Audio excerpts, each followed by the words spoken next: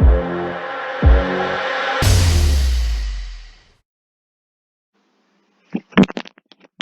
guys, welcome to Student Lectures.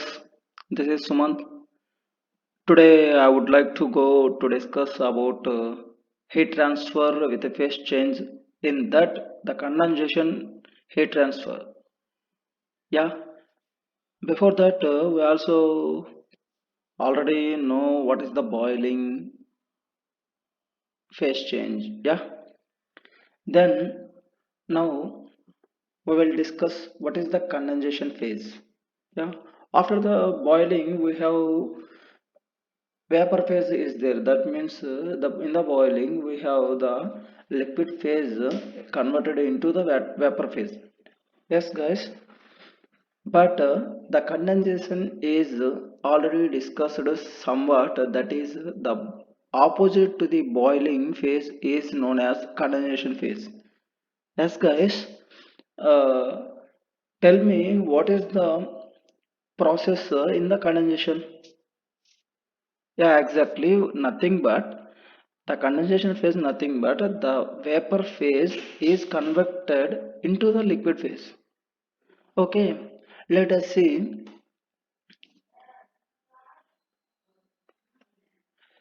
Yeah, condensation heat transfer. That means uh, heat transfer means nothing but the temperature varies or the temperature will transfer one place or to another place. Okay, guys.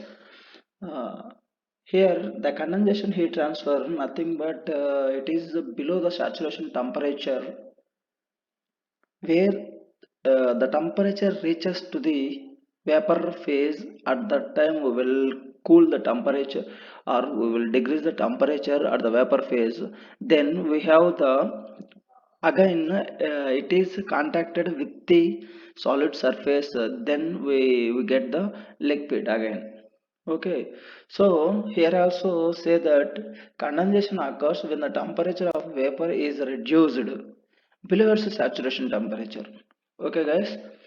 Then vapor is contacted by a solid surface at a temperature well below vapor saturation temperature. Vapor saturation temperature nothing but where the vapor phase is getting by this temperature. Okay, guys. Then here one thing is here, that is vapor is contacted by a solid surface.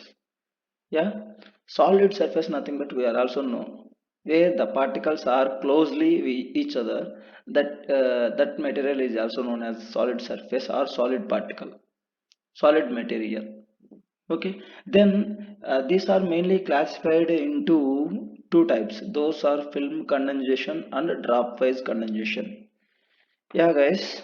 Um, in the condensation heat transfer, we have mainly two types of condensations. Those are film and drop wise.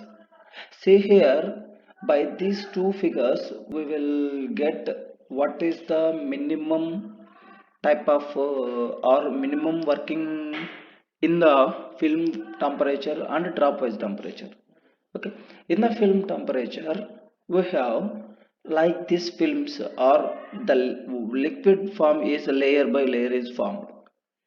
In the drops, that means in the dropwise condensation, we have the droplets are formed. That means the main example of the example of liquid film, that is we are seeing the boilers or we see at the turbines where this is. Okay, and here the droplet temperatures are mostly these type of mechanisms are mostly used in our home also.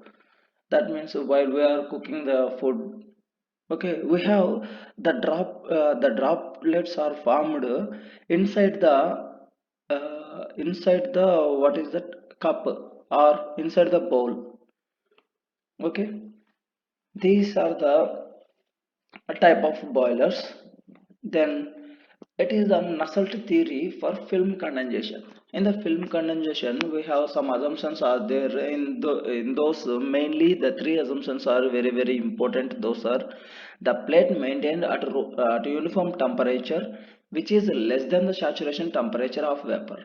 Yeah, already I told that the saturation temperature of vapor is less than this temperature. The what or the liquid temperature is present. Okay, or the vapor is to reduce the temperature by reduce the temperature, the vapor is converted into the liquid form. Okay, then fluid properties are constant, where we are using the properties, fluids, those properties are must and should be constant. Okay, and the shear stresses at the liquid vapor interface is negligible, where the liquid is converted into vapor or vapor into converted into liquid. At that time, in this film condensation, the shear stress will be negligible by us. Okay, so these are the main important assumptions in the Nusselt theory for film condensation. And thank you guys.